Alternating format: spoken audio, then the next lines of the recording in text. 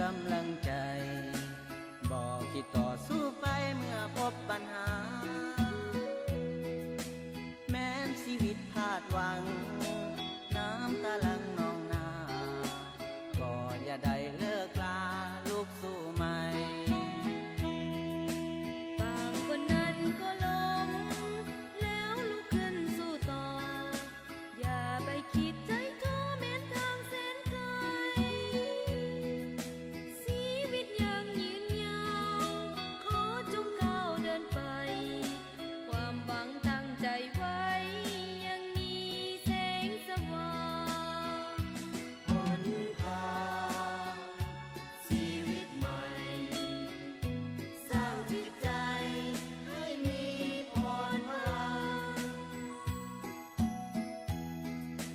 ขอให้อุ่นอายหาแล้วนำใจให้กันนั่นคือยาพลังสู่กำลังใจ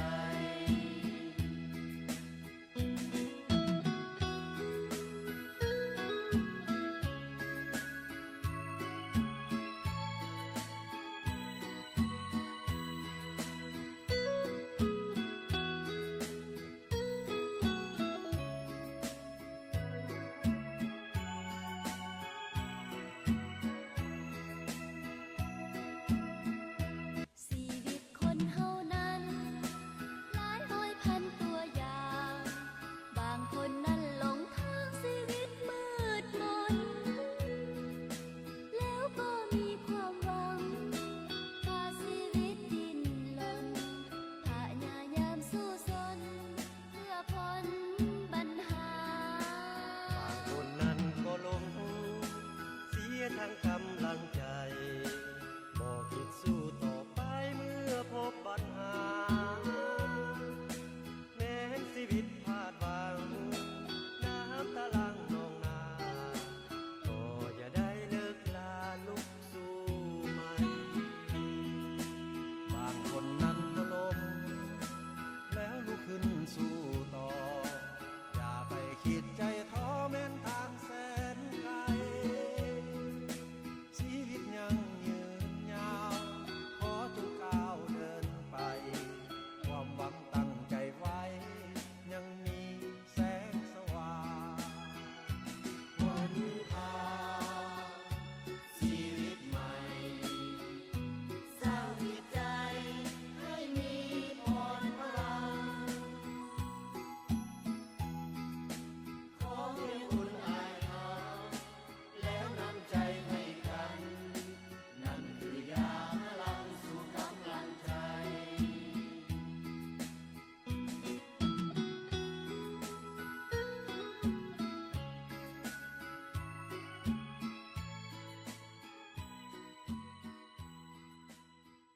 การช่วยเหลือประชาชนในเบื้องต้นก็คิดว่าได้รับผลดีพอสมควรและท่านเวลาพอสมควรส่วนตัวข้าพเจ้านี่ก็เป็นห่วงแหละเป็นห่วงหลายแหละก็ได้ติดตามก็ได้ซี้นำให้ทางนครหลวงให้เอาใจใส่เป็นพิเศษลงไปติดแทศสถานที่เพื่อวางแผนช่วยเหลือประชาชนโลดเขาก็ถามแล้วถามอีกว่ามีผู้เสียชีวิตบ่ว่าซั่นแต่ก็โชคดีว่าบ่มีผู้ใดเสียชีวิตแต่ว่าถึงบาดเจ็บสำคัญมันเฮือนมันเพ่หมดนั่นแหละบ่สามารถอยู่ได้แล้วคันบ่ซ่อมแปลงกายมากก็เลี้ยวเบิ่งเป็นห่วงที่สุดแม่นเดี๋ยวนี้ถ้าเฮาบ่เอาใจใส่ไว้ให้มีมุ่งได้เสียก่อนนี่นะหลังคาที่เพ่ยานฝนลงมาอีกเดี๋ยวนี้ยังภาวนาอยู่ได้ฝนอย่าเฝ้ามาเด้อให้ประชาชนมีเฮือนอยู่เสียก่อนให้ประชาชนมีหลังคาลี่อย่างเสียก่อนทั้งเมืองทั้งพนักงานเกี่ยวของทุกภาคส่วนได้เอาใจใส่ลงมาแก้ไขทันการพอสมควรแต่ยังบ่ทันแล้วจังหวะได้ลงมาหาปลาส้นเธอนี่เพื่อติดตามเบิ่งความคืบหน้าในการแก้ไขนี้ข้าพเจ้ายังเป็นห่วงเพื่อนบ่ทันมีหลังคามุ้งนี่เห็นได้สิได้ไว้ เงินช่วยเหลือที่เอามาให้ประชาชนในท่อนโฮมเอามาได้นี่อยากให้ซุ้มใส่ซื้อกระเบื้องสังกะสีมุ้งคันขาดแรงงานเสนอทหารบ่ซอยให้ประชาชนมีหลังคามุ้งซะก่อนมีบอนส้นซะก่อนในกรณีฝนตกลงมาอันนี้มันสำคัญหลายส่วนว่าฟ้ามันบ่อันนั้นอันนี้เลยต้องคอยเฮ็ดไปสำคัญเนี่ยหลังคาเนี่ยดีใจว่าได้จัดผ้าเต็นท์มาสวยมาเกี่ยมไว้ให้ประชาชนมีสามารถอพยพมาอยู่ได้ในเวลาฝนตกที่บ่มีหลังคาอันนั้นแต่ว่ามันบ่ทันพอได้มีแต่30เต็นท์นะเห็นไหมสิสอบมาได้ตื่นข้าพเจ้าก็ได้ปลุกระดมน้ำหนักธุรกิจได้นำภาคส่วนต่างๆได้มาเท่าไหร่หัวหน้าองค์การได้มา4ตื้อกีบ4ตื้อกีบนี่สิแบ่งกันนึงเลยให้ประชาชนใส่เอาให้เป็นเงินสดเพื่อไปเกี่ยมให้ซื้อเขาซื้อน้ำซื้อสิ่งที่นั้นจำเป็นต่อการครอบครัวที่ยุ่งยากที่สุดอันถ้าได้ตัวใดแล้วพอเอาจังว่ากันค่อยปั๊บค่อยแบ่งค่อยปั้นกัน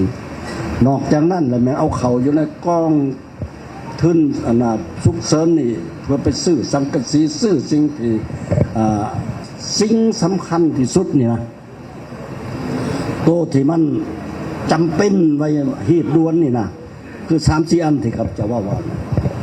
ขอให้หน่วยงานพร้อมกันลงมือเก็บกำข้อมูลแล้วก็ไปซอยถึงที่ถึงบอลอุ่นเอียนใจสกอนว่าฝนตกมามีบอลหมดสดอยู่บริจากลูกบริจากเต่าบริจากผู้เฒ่าผู้แก่อยู่นำกันจะหน่อยมันสีพบขอยุ่งยากเจ็บเป็นมาถึงอีกอันนั้นแหละมายามพ่อแม่พี่น้องประชาชนก็มาให้กำลังใจสินั่นแหละวัตถุสิ่งอันน่ะเงินคำก็เอามาบ่หลายปานใดก็มันจ่อได้ก็ระดมได้แต่เท่านั้น4ตื้อกีบนี่สิแบ่งปันได้ก็แล้วแต่ทางคณะและเฮ็ดได้สิหอนมือประชาชนช่วยประชาชนให้มันได้มีเฮือนอยู่ซะก่อน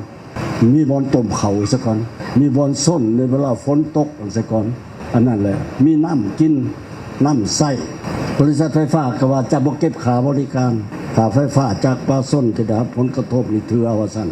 ใน3 เดือนอนุญาตให้3 เดือนสมเสยเด้อสมเสยประธานบริษัทไฟฟ้าใส่ก็ซะก่อนบริษัทไฟฟ้าออกเงินน่ะ3 เดือนนี่นะที่บ่ให้ประชาชนที่ถือผลกระทบนี่ก็เป็นเงิน5 ตื้อกีบละได้3 เดือนที่ประชาชนได้ใช้ฟรีว่าอย่างนั้นที่ไหลมานี่นะสมเสยบริษัทนั่นแหละเนาะสมเสยแล้วน้ำประปาได้เป็นยังไงน้ำประปาก็พยายามช่วยเด้อน้ำประปาสิเก็บซ้ำไรเก็บในไรเนอะช่วยประชาชนระยะนี้เอาสำนีซะก่อน3 เดือนกันบ่แม่น3 เดือนที่กันแม่น5 ตื้อ3-4 ตื้อพุ่นเนาะเอาสมเสยบริษัทน้ำประปามาสนับสนุนให้3 เดือนไฟฟ้าน้ำประปาท่านวันนี้ทหารรับประกันและท่านได้พ้นประมาณนี้เลยท่านรัฐมนตรีป้องกันประเทศเพิ่นก็มานำเพิ่นสิจัดกำลังให้มีแต่ไปจัดไปให้บนใดเลยแม่นซับซ้อนใส่สาวนุ่มก็สาวนุ่มตะลุมบอลก็มาสวยเห็นอกเห็นใจประชาชนที่สุดเด้อเฮาก็นอนบ่หลับได้เว้าซื่อนี่ได้เห็นข่าวออกมาแบบนี้โอ้ยประชาชนสิอยู่สิกินแนวใดสภาพเป็นอันนี้มื้อนี้จังได้ลงมามาหาพอเฮาอดทนเดี๋ยวนี้น่ะแต่พอเฮาสามารถกุมตนเองพึงตนเองได้เท่าใดยิ่งดีเท่านั้นเพื่อให้สภาพค่อยๆก้าวเข้าสู่สภาพปกติไวประชาชนลาวเฮานี่ดีไดผู้ใดมีเรื่องยังเกิดขึ้นก็ช่วยกันดินี่ในการช่วยเหลือมาทุกทิศช่วยเหลือผู้ละไม้ผู้ละมือแต่ว่าผู้ที่ถูกเคราะห์ร้ายก็ต้องตัดสินใจพึงตนเองช่วยเหลือกันเพื่อบ่ให้มันแก่ยาวย่านฝนตกมาประชาชนสิพบข้อยุ่งยาก